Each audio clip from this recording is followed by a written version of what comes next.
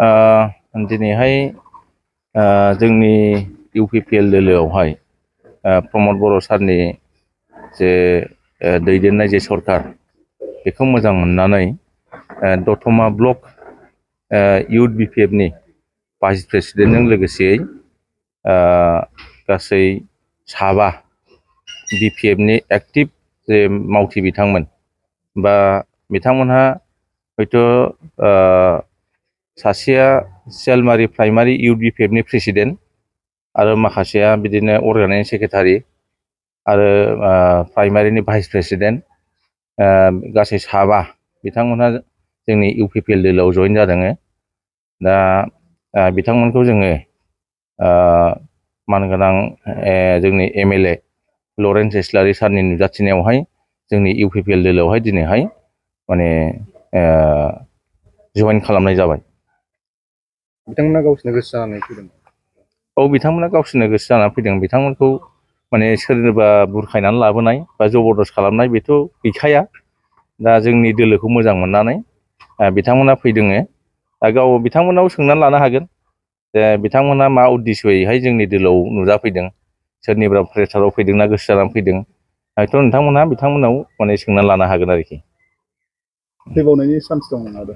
फैबावनाय chance दं। दतमा जोंनि मिथिनायावहाय दतमायावहाय हयथ' BP बा निल जासिगोन।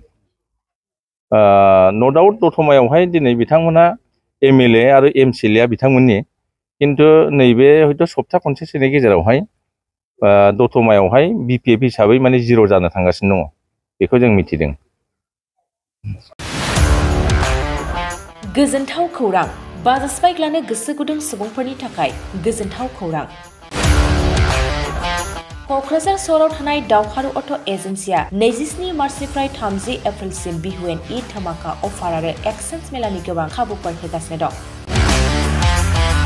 दावहारु अट' एजेन्सिनिफ्राय बायगिरि बिथांमोना 7,999 राङावनो लवेस्ट डाउन पेमेन्ट होनानै बाजाज बाइक लानो हागोन।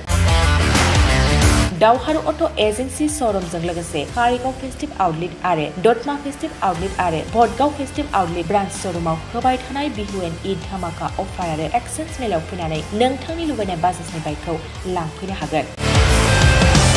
बाजाजनि बाइक सालायनो मोजां मोनग्रा रायजो राजाफोरनि थाखाय दावहारु अट' एजेन्सि श'रुमा बेनि अनगायैबो गोबां मोजां अफार लाबोदों। बेफोर अफारफ्रानो जाबाय जेरै helmet free, 5 litre petrol free आरो गासैबो मडेलनि एक्सचेन्ज खाबुआ एभेलेबल जागोन।